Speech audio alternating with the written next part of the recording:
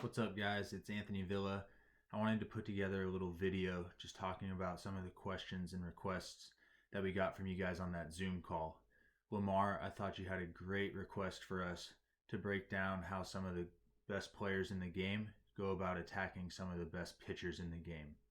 So here's my attempt to try and answer that question or shed a little light on the situation. So this website here is True Media Networks. It's one of our databases with the Orioles, and you can see on this page we just have a list of the OPS leaders.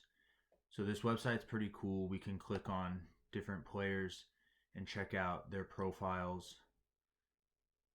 So once this loads, we'll be able to see different types of heat maps or spray charts, and we'll also get video to every play.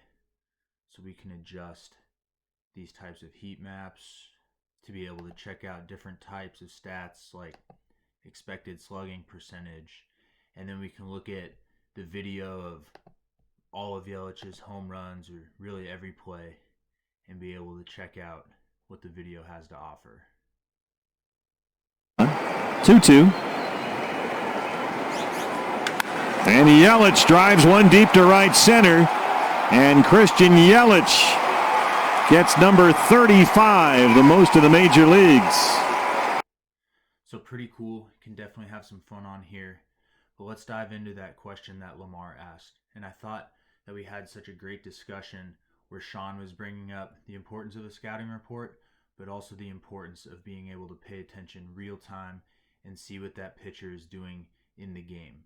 Because these things can change. These are always dynamic. Like, you wouldn't go into battle without a combat plan, but at the same time, battle rarely goes as expected, and you need to understand how to make your adjustments on the fly. So a great example of this was back in 2017 when Lance McCullers decided to just start throwing his curveball like every pitch in the World Series. So on the right, we can see kind of the pitch frequency chart of where he was throwing all of his pitches in the regular season and early in the playoffs. And then on the left, we can see how that changed in the World Series, where he just started coming into lefties, breaking balls down, just changing his game plan. And we can check out the percentage difference. So regular season, start of the playoffs, he was throwing that curveball like 55% of the time. He was mixing in a four-seam fastball and a sinker. And then in the World Series, he just went heavy curveballs, 80% of the time. I mean, that's a 25% increase. He stopped throwing the four-seamer, kept the sinker, but again, was just pounding left-handed hitters with curveballs. And it worked. I mean, let's see how the Dodgers handled it.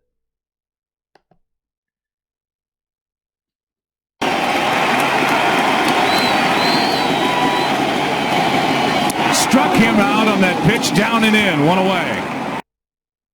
On the air. Struck him out on that pitch, down and in.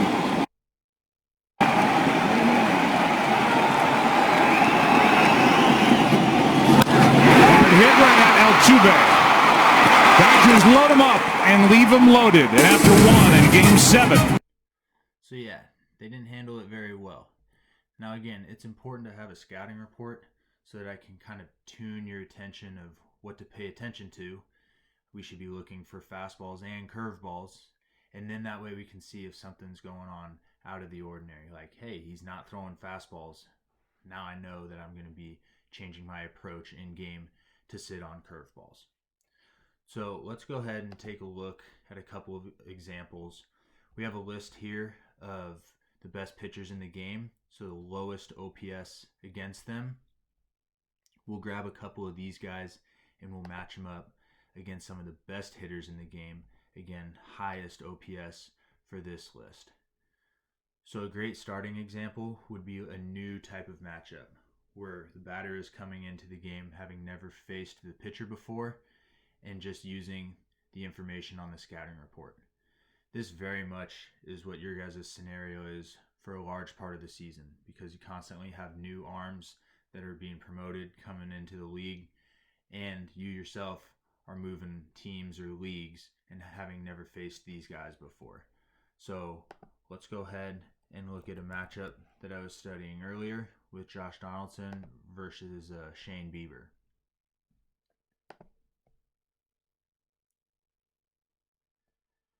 Alright, so we can see Donaldson had 2 plate appearances against him. He got to him early in the game and must have tagged him pretty hard with an OPS of 5,000. So let's go ahead and check out Donaldson's player profile and see his strengths, and then we'll go ahead and study up on Bieber. So we see that Donaldson does a good job of covering the zone top to bottom. However, you can find some windows where he struggles. Up and in, maybe, more so down and away. If a pitcher could get him down and away, that's going to be the best chance to get him out. We also see that Donaldson hits fastballs really hard and hits sliders really hard. So if you're going to try and wipe him out down and away with a slider, you need to really make sure you're going to get it out there. If you leave it over the plate, he's going to hit you pretty hard. Let's go ahead and see what Shane Bieber throws. This is Shane Bieber against all righties, and we see that he lives predominantly away.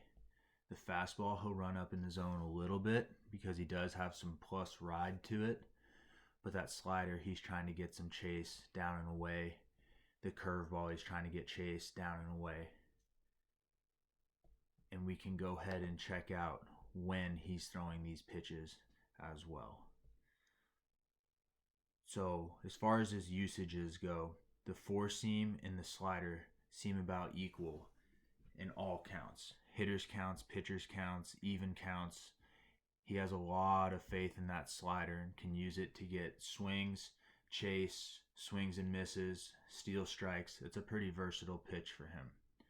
So if we're going into this matchup, we'd probably expect to see a fastball slider combo to Donaldson, maybe trying to wipe him out down and away. And if I'm Donaldson, knowing that I'm probably going to get some sliders, I need to be really disciplined to make sure that this thing's going to be hovering back over the middle of the plate. Let's go ahead and check out that first at bat.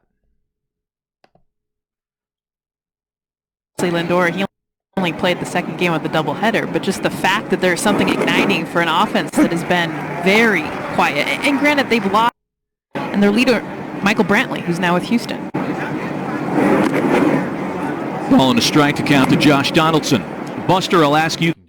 Donaldson Jr., every time you wonder if you're seeing the beginning of a career of a superstar for many years to come. Josh Donaldson has cracked the scoreboard early tonight. His third as a Brave. So let's go ahead and check out where that pitch really was.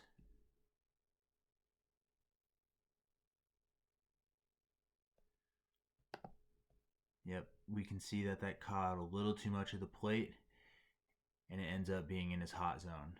And that's what great hitters do, is they make you pay when you come into their hot zone. They're disciplined enough to lay off the junk, funnel you back into their hot zone. So let's check out another example, a different type. Maybe one where the batters face the pitcher, multiple times. Maybe they're a division rival. This matchup could look like Cody Bellinger against Joey Lucchesi.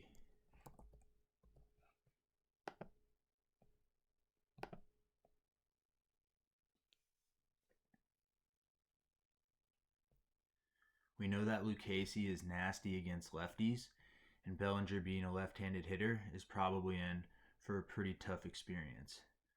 We see 6 plate appearances with division rivals and an OPS over 1,000, so he must be doing something right. Let's go ahead and check out Cody Bellinger's player profile and see what he does well. And we see that against left-handed pitchers, he doesn't cover the zone top to bottom like Donaldson did. What he does well is he covers the width of the plate, inside to outside. Similar to Donaldson though, if we get him at the corners, that's where some cold zones are. Up and in, and again, predominantly down and away. Are you noticing a trend? If we look at the pitch types that Bellinger hits really well, we see that he crushes fastballs, he crushes sinkers, but it's really more of the soft stuff, the changeups, that give him a lot of trouble. Well, this is a tough matchup for him then, because Joey Lucchesi throws just that. We see that he lives away with the fastball, and he tries to get a lot of chase down and away with the changeup. He'll go ahead and play with you with the sinker and use that to try and set up that changeup. If we take a look at when he's throwing these pitches, we see that he uses the sinker more than the four seam. And again, heavy percentage with that changeup. Really trying to bounce back and forth between sinker and changeup and see if he can get some chase.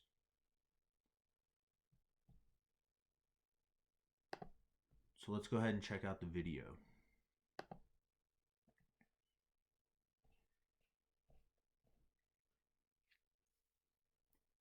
In their first matchup of the year, Lucchesi ends up getting Bellinger to fly out on a sinker.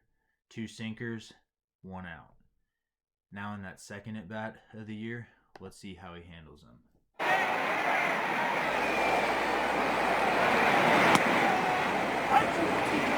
Cody Bellinger takes the first pitch, called the way that it was, why it was signaled the way that it was. Bellinger chases here, and it's 0-2. The run scores. Too much assumption in his speed. Third. A 1-2 to Bellinger. In the dirt, 2-2. And you may be wondering, okay, so why close to safe? 2-2.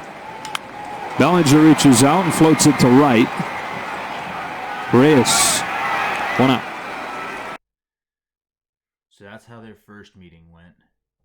And if I'm Bellinger, getting ready for my second meeting, I need to really be able to determine if it's a sinker or a changeup and be stubborn that that ball leaks back over the plate instead of expanding the zone out away. Let's see how he does with that first pitch in his second game against Lucchesi. Bellinger to open the second for the Dodgers. He swings away, hammers the ball. Forget about this one. A bullet of a home run to tie the game. Let's check out where that pitch was.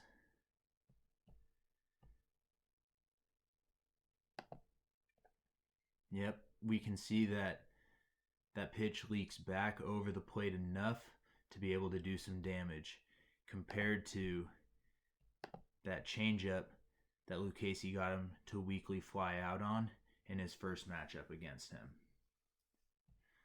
So let's check out that last plate appearance that Bellinger has against Lucchesi in the game 2. I think it's an interesting one. After striking out in that second at bat of the second game, impact type things in August are almost impossible. There are a few exceptions. So it's never an area where you're that. Bellinger stays stubborn and does a good job. Here.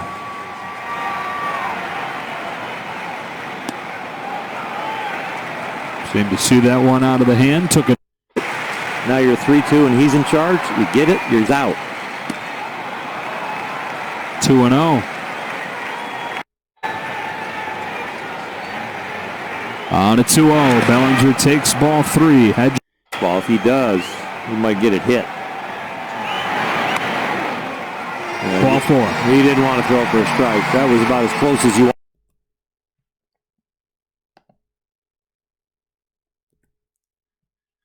So the last example we'll check out is a matchup in the big pressure moments.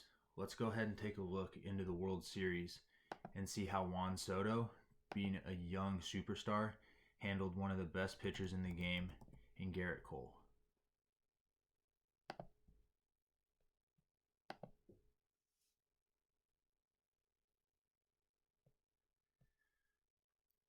We can see that Soto had some serious ownage on Cole with an OPS of 2,500. That's pretty impressive given that he'd never faced him up until the World Series, but then had a couple of games against him to make some adjustments on. Let's see how fast his learning curve was. First, let's go ahead and check out what Soto does well. We see that he hammers pitches up in the zone. Does a really good job of covering the width of the plate, but shift that hot zone up in the zone, and that's where he's best. We also see that he crushes anything that looks like a fastball. Cutters, sinkers, four-seamers, splitters. He does damage on heat. How does this fare against Garrett Cole? it seems like pretty well. We know that Cole throws hard. We know that he's got good spin, rides it up in the zone. And the heat maps here show that against left-handed hitters, he likes to throw fastballs up in the zone.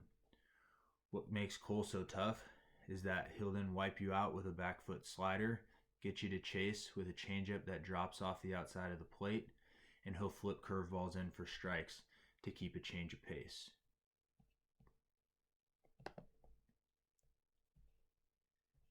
If we check out the counts that Cole attacks in, he's heavy four-seam. Hitters counts, pitchers counts, even counts. He loves that four-seam fastball. And it makes sense. He throws it hard, and he throws it with more rise than anyone in the game. We see that he'll mix in the slider, the curveball, and the changeup, all fairly close together. None of these percentages really jump out, which makes his secondary off-speed stuff really difficult. So what can we expect with this matchup? Well, it seems like a power versus power, mano-a-mano, high fastball endeavor. And let's see how that first at-bat plays.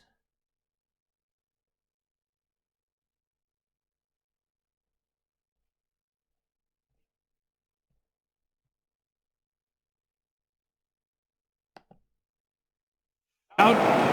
Here's Juan Soto. Yellow, 97, strike one. This young is the Dodgers. That is strike two.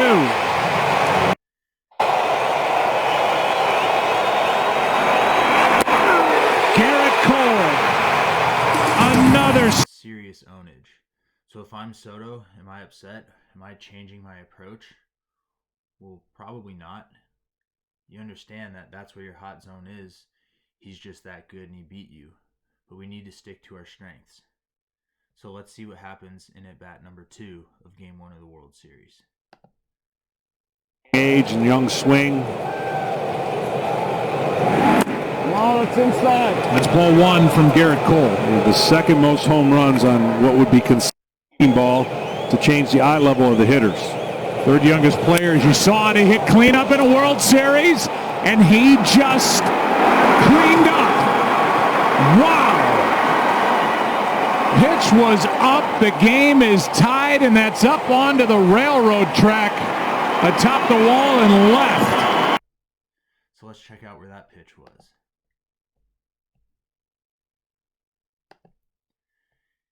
Yep, we can see up in the zone, right in his hot zone. Great job of sticking with what he's good at and eventually tagging Cole for a huge moment in the World Series. Now let's see how Soto's rest of the series went against Cole, because after that at bat, we saw some serious ownage. This postseason, scoring with 2 out, coming in. Soto out of the way of ball one. When you think about that man at the plate, a huge home run. He was also the guy that delivered the hit in the 8th inning. Down 3 runs in Game 5 in LA. Came back. And now here they are after a 4-game sweep with the Cardinals. Here comes a 3-0 pitch to Juan Soto. 3-1. Nationals lead, a chance for more. First and third, 2 out. Full count. Oh, first changeup sweep. Runner at first will go. That's Rendon. That's well hit into left field. Back and off the wall. 1 run scores. Here comes Rendon. He'll score 2. This is a great example of learning how to get deep into counts and make pitchers throw everything at you. If we now see the trend of Soto's ownage on Cole heading into Game 2, let's see how these at-bats play out. On a home run by their young slugger. That's outside for ball one.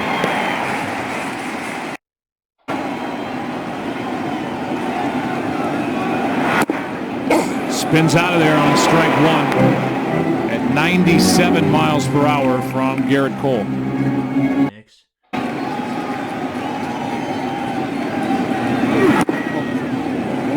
stays up and in 98. Runs in the 57 World Series was Game 3 against Milwaukee. Hard hit base hit into right, and the leadoff man is on for the Nationals. His second at bat, similar thing. Off speed, back to the fastball, come back with the off speed. He ends up lining out to center, 102 miles an hour off the bat, continuing to see him well. And then this last at bat, let's see how the story goes. One of the 2 Nationals hits tonight belongs to Soto, who takes a strike. Not swinging.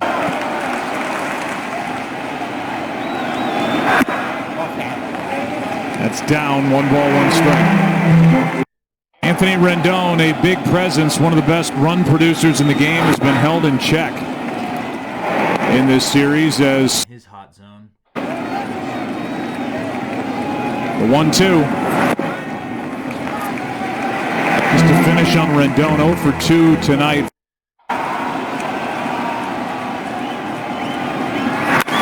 Soto hits it in the air to left center. Back at the wall. It is gone for a home run. It's 4-1.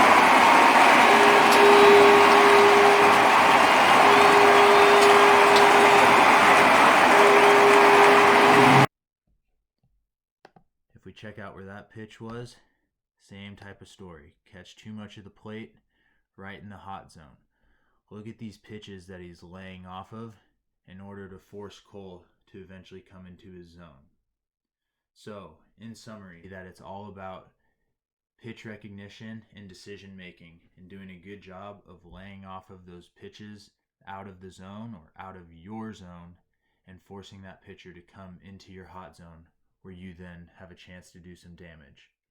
So I hope you now understand why we're training the way that we are, really emphasizing pitch recognition and swing decision abilities, because when you're now facing some of these better pitchers with a little bit of a scouting report and a little bit of watching the game, paying attention and making in-game adjustments, you're going to be set to do damage when you finally funnel that pitcher into your zone.